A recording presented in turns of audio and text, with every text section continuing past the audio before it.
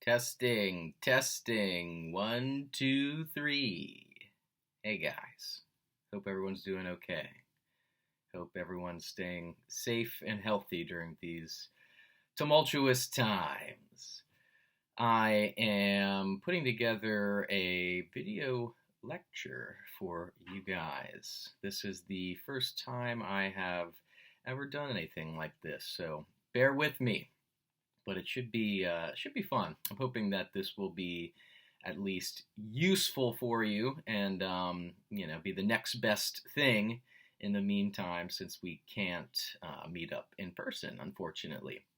So what I'm going to do basically is kind of walk through the avoiding traps handout that I posted.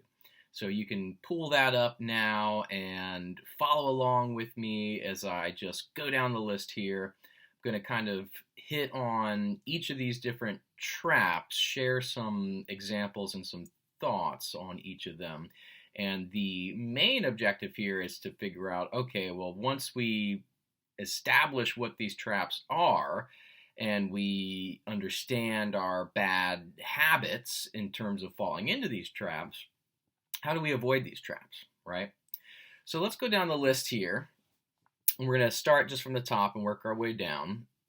So the first one I've got is identify it, okay? So we've done a lot of object work, a lot of stuff with physicality. We know that, in many scenes you're going to be working with props that are not physically there, or you might be describing anything from a setting to, maybe some kind of scene painting or set dressing or some kind of environmental type thing, right? But so we know this, when you're describing something, or you're talking about something, or you're using an object, whatever it might be. The main point here is to not be vague about it. Don't be kind of generalizing what it is you're talking about. This kind of comes down to one of our golden rules, right? Which is, it's always better to be specific, right? So, for example, right, I've got a vague kind of line that might show up in an improv scene. I fixed it. Okay, well, that doesn't tell us a whole lot. We know you fixed something, but now your scene partner is going to have to work twice as hard to try to fill in that blank, right? What is it that you are talking about? Versus if you were to say, I fixed the car, right? So even just a minor adjustment like that is going to be a lot more specific. And now we know much more concretely what it is you are dealing with, right? Okay, and this is tied into the idea of giving gifts as well, right? If you're going to, we've talked about the idea that a gift is information, right? Information that we can build off of, that we can use in a scene. So if you're going to give your scene partner a gift, again, make it a specific gift, not a vague gift. The difference of, I got you this versus I got you a diamond ring, right? That's going to have a lot more significance and meaning just with that little adjustment of being more specific, okay? So again, the magic word is specific. Specific, specific, specific. Get specific. Figure out what you're handling, what you're talking about, what you are describing. If you don't know, your scene partner is not going to know, and the audience isn't going to know, okay? We're going to move on to the next one here, which is be cautious about questions, right? So we've talked a lot about questions before and how, they, again, kind of put unnecessary pressure on your scene partner, right? So to say, like, what should we do today, right? Now your scene partner is going to have to come up with that, right? Again, this is tied to specifics. We can ask questions if they are specifically serving the scene, and again, kind of adding information to the scene.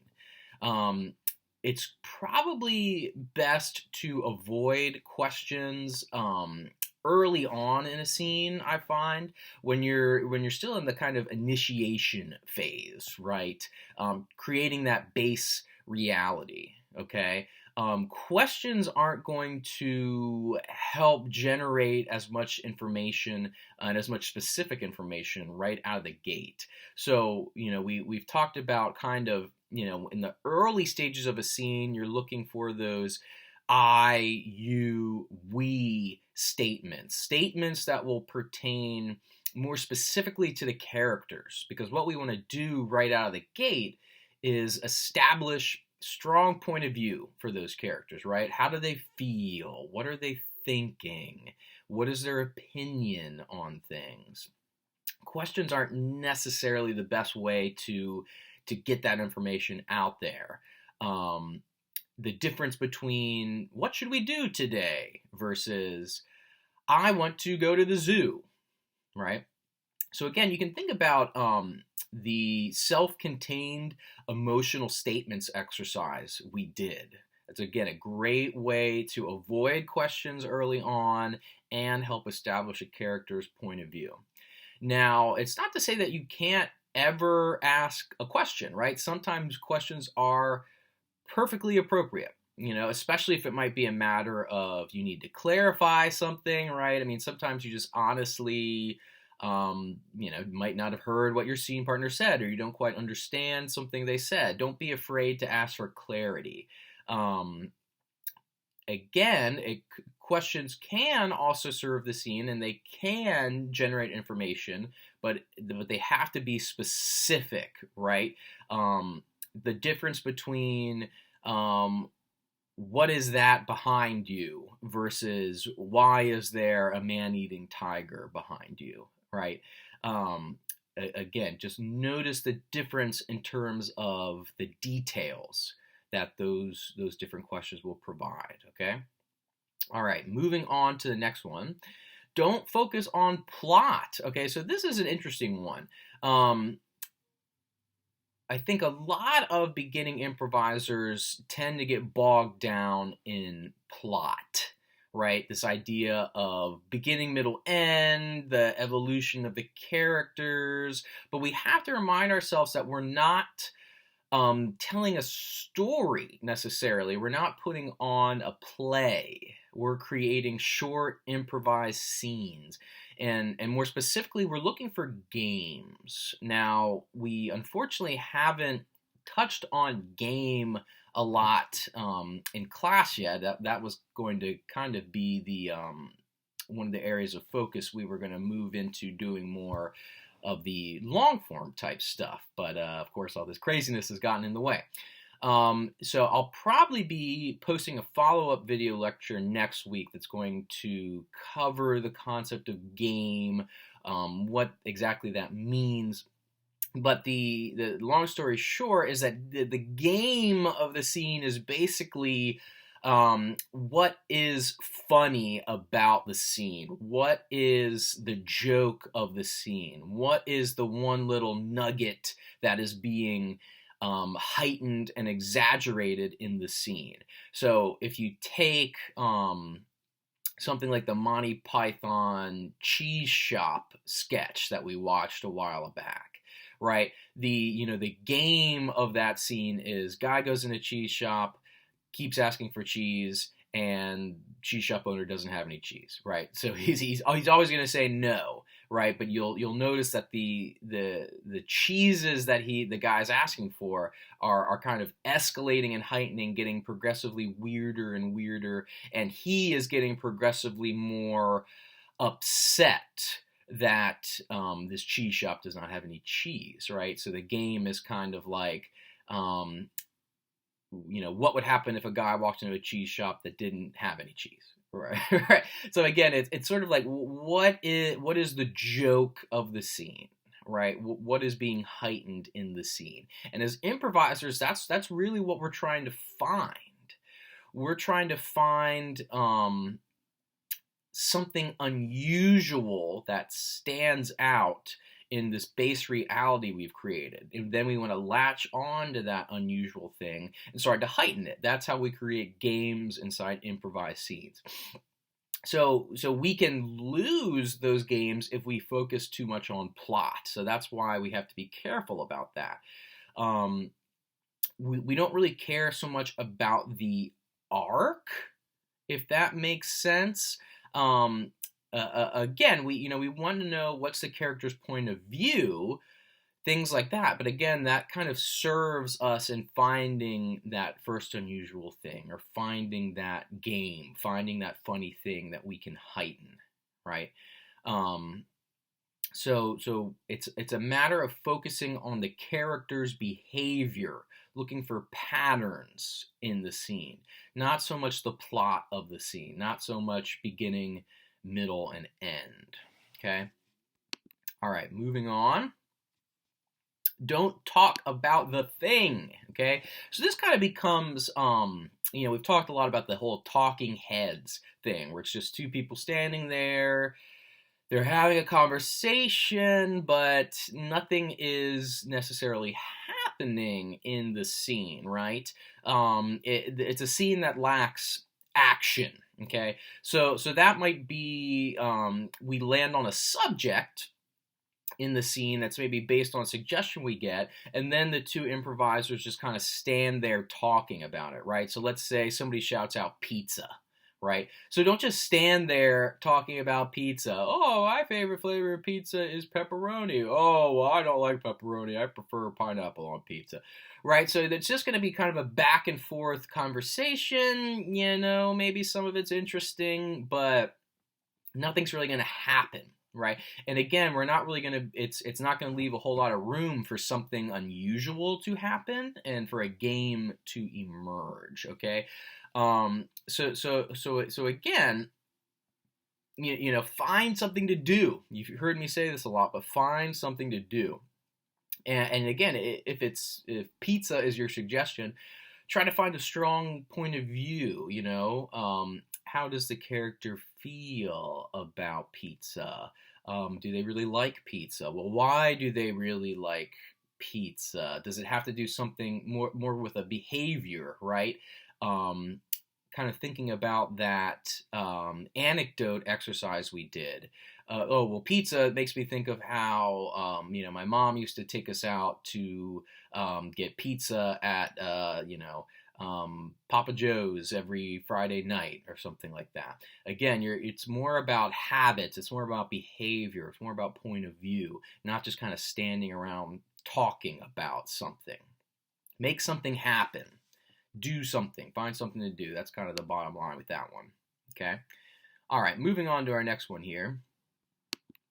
Don't talk about characters who aren't there. So I think I've definitely brought this up in class a few times, but it's the idea of don't phone it out, right? So like, we've seen a couple times where somebody like in a scene has, grabbed their imaginary phone and said, "Oh, I better call the doctor," or "Oh, I better call mom," or something like that, right? Don't worry about people who aren't there. Only concern yourself with the characters on hand, with the immediate present, okay? Um, Again, if you get too caught up with describing people who aren't there or referencing people who aren't there, you're wasting time that could be spent further fleshing out your own character's point of view, right? So again, it's really about immediacy. You have to deal with the situation at hand. You have to deal with the people who are there. Don't worry about people who are not there. Now, as we keep moving forward and getting into some more of the long form type stuff, we will look at different strategies, things like walk-ons or tag-outs, where maybe you could grab somebody and pull them on stage, almost kind of like we do in World's Worst, right, where you maybe grab somebody from the backup line to use in a scene. That's totally okay, but again, have a good reason to do it, right? That the presence of that new character should somehow serve the scene, right? It should be somehow expanding the reality of the scene, okay?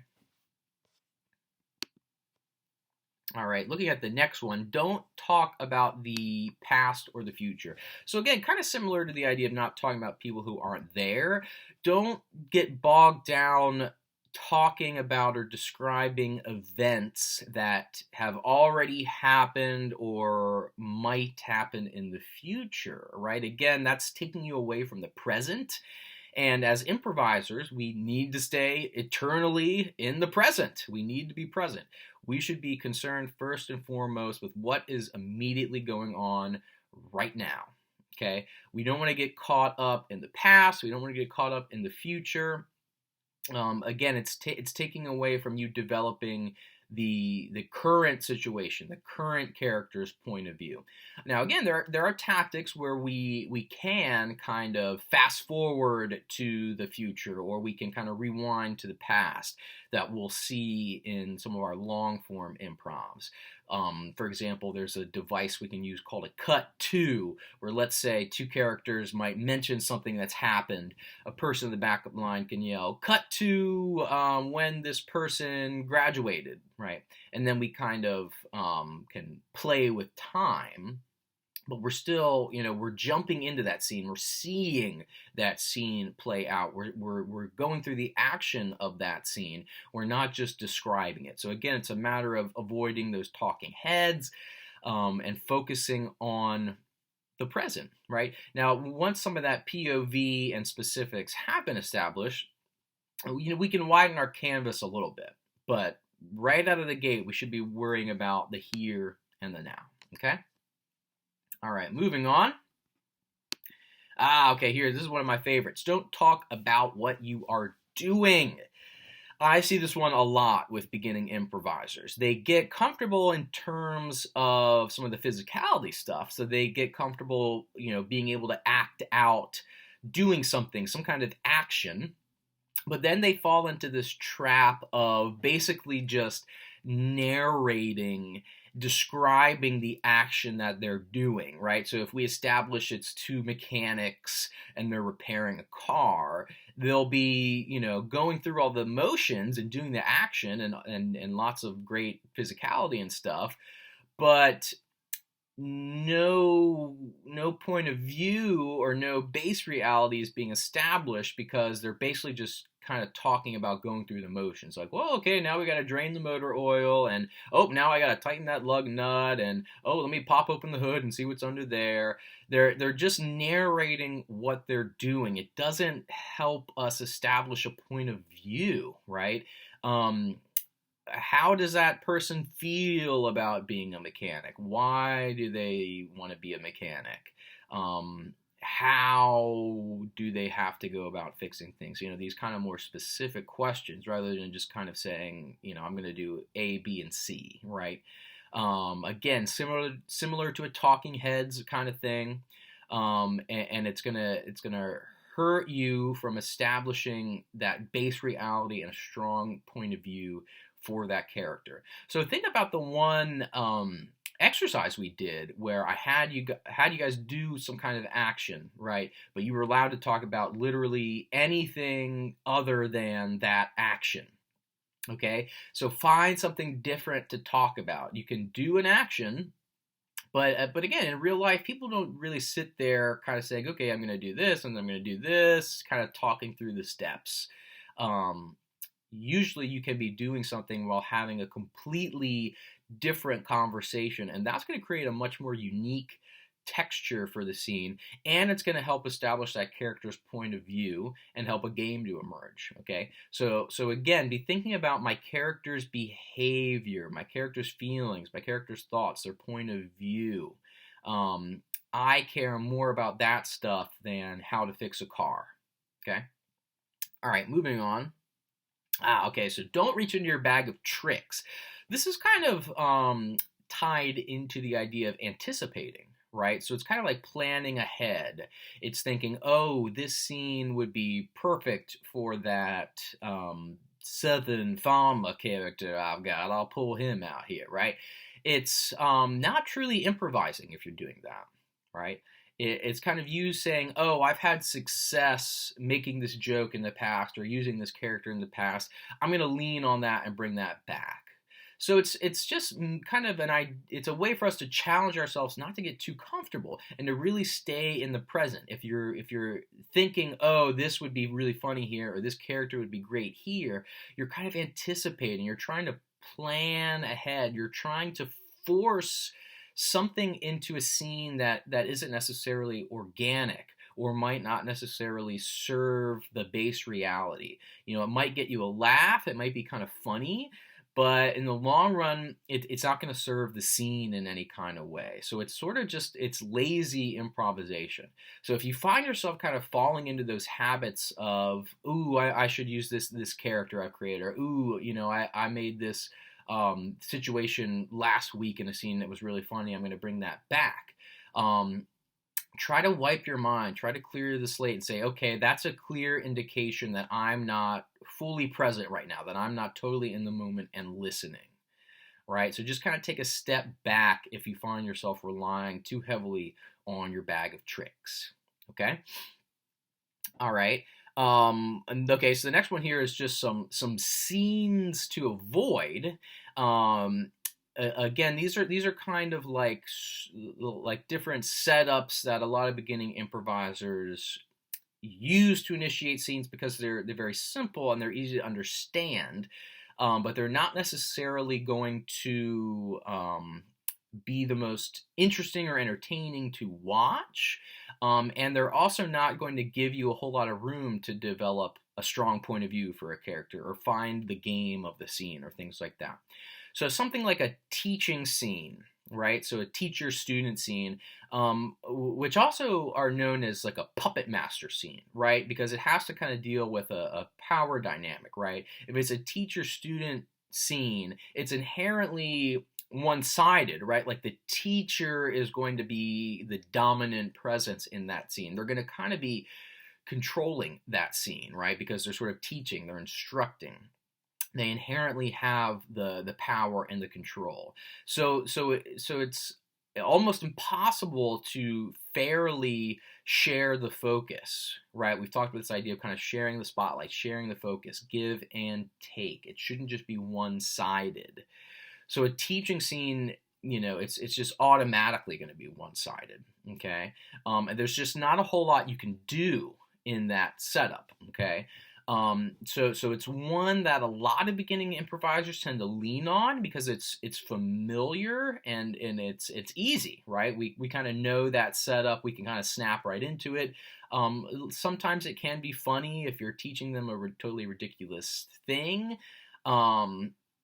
But it's not going to give you a whole lot of room to grow, to kind of expand your canvas here, to figure out what your character's point of view is, right? So just try to avoid scenes that are one-sided, where it's kind of one person controlling everything and dictating everything, okay? Try to keep it a little more even-keeled, okay? And then the other one under this scenes to avoid here would be a simple transaction scene. Okay, so this is another one that I see a lot of. Player one is someone behind a counter. Player two is somebody making a purchase.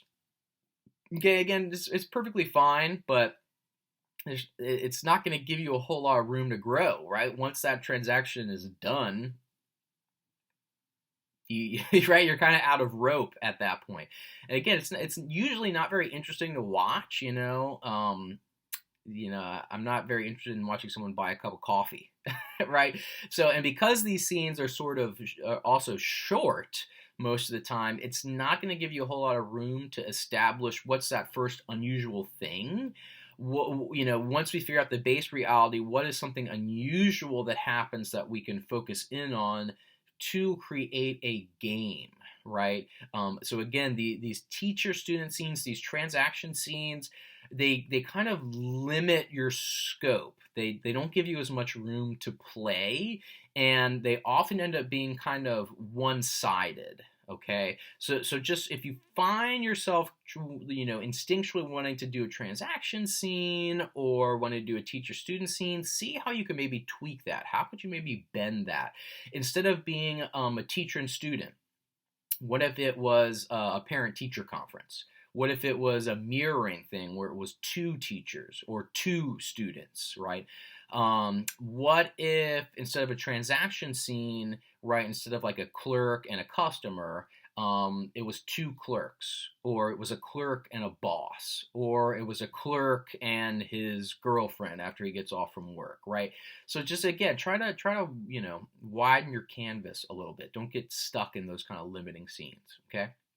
And the last but most important tidbit on this worksheet is to remember that all of these rules can be broken.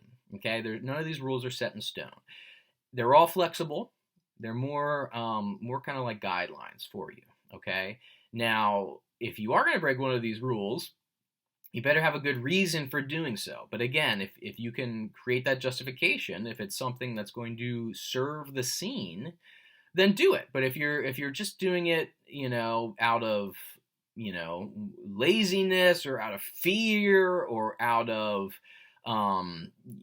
just maybe not being comfortable, try to push yourself. Okay. So again, if you find yourself falling into these bad habits, take a step back, take a breath, examine the situation, figure out, do a little bit of self-reflection, a little bit of self-analysis, right? Like, why am I falling into these behaviors? Why do I keep falling into these traps? How can I avoid them? What can I do to navigate around these traps moving forward in the future? Okay?